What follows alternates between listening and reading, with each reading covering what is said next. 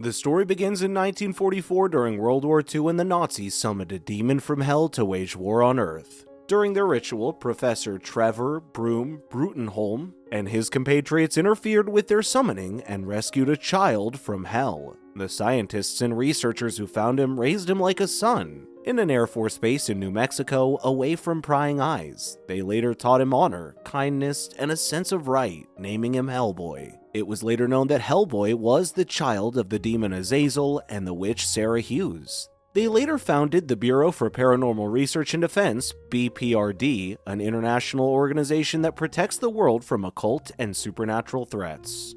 In the present day, Hellboy is sent to check reports of mysterious creatures in the sewer. Hellboy appears to be lost in the maze-like sewers when Abraham Abe Sapien, a humanoid amphibious man, wonders if he needs help. Hellboy later notices a presence when a minotaur starts charging at him. He tries to shoot it down with his gun, but appears to be ineffective against it. The minotaur rammed him against the wall when Abe rushes into the battle and kicks it down. Although guns are useless against it, Abe fires an entire clip of bullets into it to distract it, long enough for Hellboy to get close for a beatdown. When Hellboy backed away after getting a punch in, the Minotaur attacked with its detachable mechanical arms. Furious for being sucker punched, Hellboy grabbed its chains and tore its arm off using its superhuman strength. He then starts flailing it around and hits its head with it, knocking it down. When they thought the fight was over, it stood back up again with a glowing skull where its head used to be.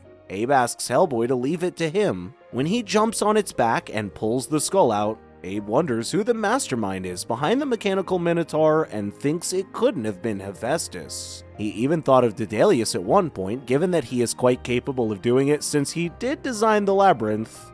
Hellboy claims he doesn't care who it is as he crushes the skull with his bare hands. Hellboy later reports to Elizabeth Liz Sherman, a pyrokinetic woman who works for BPRD. A shadowy figure is seen watching Hellboy from a distance, claiming she has waited centuries for him. She is disgusted at the idea of him fighting against his own kind and despises the one who has turned him into fighting for mortals. Later that night, Professor Broom has vivid dreams of 1939 when he was sent to investigate a series of murders in Eastern Europe said to have died of suspicious deaths. With another missing girl, Professor Broom has finally tracked down the sinister creature to its lair at a ruined castle. Along with the town's priest and constabulary, they storm the castle in search of the missing girl Anna and the creature in question. As they ventured deeper into the castle, they found disturbing torture tools used on their victims, which scared even Father Lupescu, the town priest. They follow a trail of blood leading to a fake wall where they find the missing girl drained of her blood. Fearing Anna would turn into a vampire, Professor Broom stalked her through the heart with permission from her fiancé. As they search for the vampire responsible for her death, they open a coffin but find it empty. Determined to continue their search, they discover one of the constables missing when blood drips from above. As they shone their flashlight on the ceiling, they found the vampiress Erzsébet Andrushko sucking the blood from the poor man. Horrified at the sight of the said vampiress, the men run for their lives while Professor Bloom urges them to stay together. When the men get separated, Erzsébet's demonic wolves hunt them down and tear them apart, much to what the professor feared would happen. Professor Broom then confronts Erzsébet with holy water, which burns her face. Furious about what he did to her face, she pounced at him, not realizing he was standing behind a window, and they fell through. Her body burned when exposed to sunlight, while Professor Broom barely hung to the edge of the wall. As Erzsébet's body turned to ash, it swirled back to the palace and sought refuge in her Iron Maiden. Professor Broom later wakes up from his dream. Although already awake, he keeps seeing signs of Erzsébet and wonders if these are premonitions of something sinister about to happen.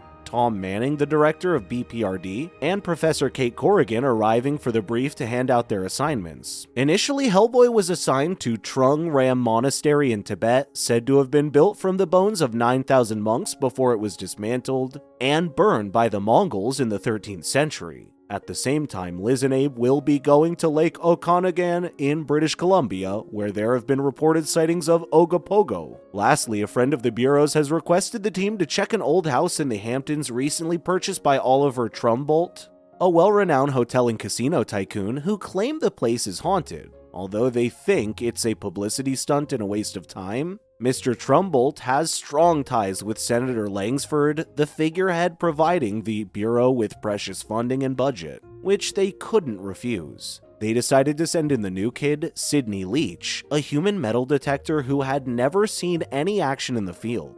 Out of nowhere, Professor Broom suggests Hellboy and the rest of the top BPRD agents handle the case at the Hamptons, claiming that he has a hunch that they will be needed there. With that said, Manning and the others couldn't refuse the suggestion and went along with it. On their way to the Hamptons, Hellboy worries that Professor Broom will take this case with them, given his fragility at his age. Liz explains that it was his decision and that all they can do is watch over him and ensure he does not get hurt. Later, Professor Corrigan explains that she has researched the place and it would appear that it was built by a millionaire eccentric. In the 1920s, he played host to a pagan fertility cult. They had later received reports of anecdotal hauntings, like shadowy apparitions, flickering lights, and cold spots, to which Hellboy suggests someone just left a window open. After they arrived, they were later welcomed and greeted by Oliver Trumbolt, who led them to the library where they could set up base for their investigation.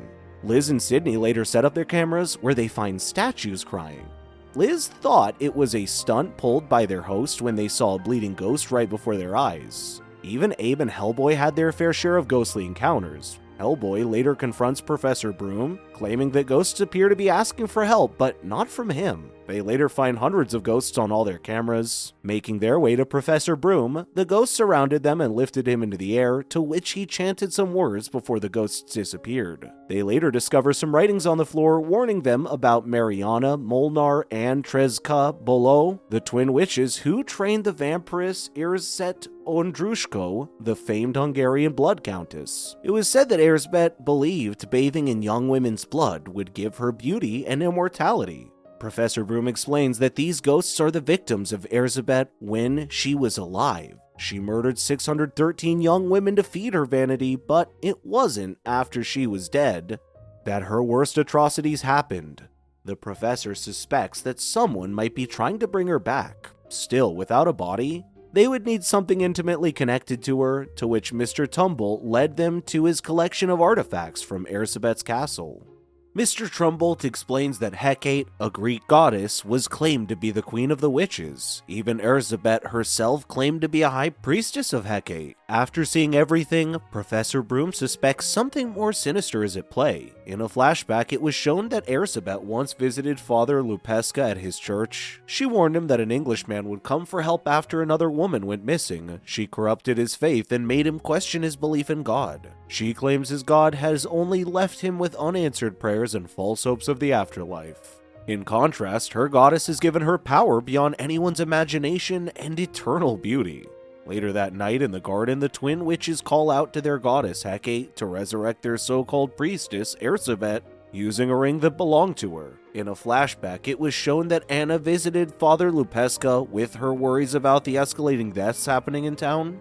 Father Lupeska assures her that there are no vampires that could enter the town his church protects. Feeling safe after the father's reassuring words, she goes to her seamstress for the final fitting of her wedding gown in the dead of night. When she arrives there, she finds Erzsébet, who claims that Maria, her seamstress, was with her baby while she was assisting Anna. When Anna misspoke about how Erzsébet looked like her older sister, she got furious as she didn't look young in her eyes. She later realizes that Erzsébet is a vampire when she does not have a reflection in the mirror. Hellboy and the others were alerted when the motion sensors go off in the basement to find a suspicious older man. Following the trail of blood, they find a secret room with a bathtub full of blood and Mr. Trumbolt's dead body. Professor Broom later recognized him as Father Lupescu, who warns them of the witch's plans. Professor Broom later returns to him the cross he dropped at the castle when he ran away in 1939. When they left him alone, the witches found him and turned him into a werewolf to attack Hellboy and the others. Hellboy urged Liz and the professor to proceed while they handled the werewolf. Sidney and Abe tried to help Hellboy, but were both knocked out. An unconscious Abe was pulled away by the witches behind a secret room when Hellboy was distracted by the werewolf. He later killed the werewolf, who impaled him on a deer skull mount. Meanwhile, the professor and Liz head for the garden when they notice they are surrounded by wolves, but later retreat into the darkness where Erzsébet is fully resurrected. Liz tries to confront her, but she is quickly knocked out. Ersebet tries to grab her, but she can't touch her because of her powers even when unconscious, so she attacks the professor instead. But Hellboy arrives and sends her flying with a punch. Ersebet summons Hecate when the ground suddenly opens and Hellboy falls in. She then flies the professor back to the mansion. Hellboy later wakes up underground and faces Hecate, who is puzzled about Hellboy's existence. She claims that they are greater beings and that humans are nothing to the likes of them. She tries to convince him to accept what he is and join her, but he adamantly refuses her offer. He tries to reach the surface, but the snakes keep attacking him. Meanwhile, Abe has been sliced and tortured by the witches. When he had the chance, he managed to break free from his chains and use them to attack them. They later revealed to be harpies and tried to fly away, but Abe managed to grab its feet while it tried to escape. The other harpy attacked him from behind with its claws, and he fell from a great height. At this time, Liz wakes up surrounded by demonic wolves. She summons her power, which burns the wolves, but when it wasn't enough to take them down, she creates a fire pulse around her, incinerating them down to their bones. Ersebet returns to the mansion with the professor, who bathes in a tub filled with blood to regain her former beauty when she suddenly feels herself burning.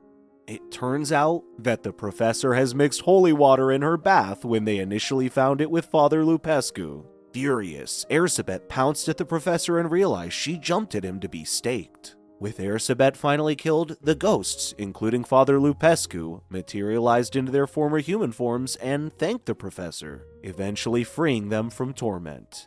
Hellboy finally exited the hellhole when Hecate became a monster by possessing the Iron Maiden. As Hecate smacked Hellboy to the wall, the Harpies returned to their master's side, but with her anger, she beats one of them up with her tail for their nagging. Hecate furiously chases after Hellboy, who struggles to beat her, even with Abe and Liz. They don't stand a chance against Hecate, who badly beats them up. Professor Broom claims that they cannot do anything and that only Hellboy can defeat her. Hecate tries to reason with Hellboy and convince him to embrace his destiny, including the destruction of humankind. However, Hellboy has no interest in his destiny and prefers protecting Earth. As the fight continues, Hellboy later discovers her weakness, which is sunlight, so he punches her, flying outside, where she reverts into a statue when exposed to sunlight, and then he later collapses from his wounds. A flashback from the past showed when Professor Broom accepted the offer to go to Transylvania to investigate the suspicious kidnappings and murders of young women. He claims he could not wait as lives are at stake and believes that the constabulary is quite experienced and that he expects strong support from the local church. While on the topic, a colleague notices an inscription on his table which Professor Broom explains is an old Lemurian legend. He talks about the right hand of doom, which is said to be the key to the bottomless pit, referring to hell itself. They worry that others will summon such a creature to achieve their sinister goals. Later, Hellboy wakes up in his room, recovering from his wounds while the professor watches over him. The end. Thank you so much for watching. Please don't forget to like and subscribe to the channel, hit that notification bell so you can stay up to date with all the latest videos. Let us know what you want to see next in the comments, and we'll see you in the next video.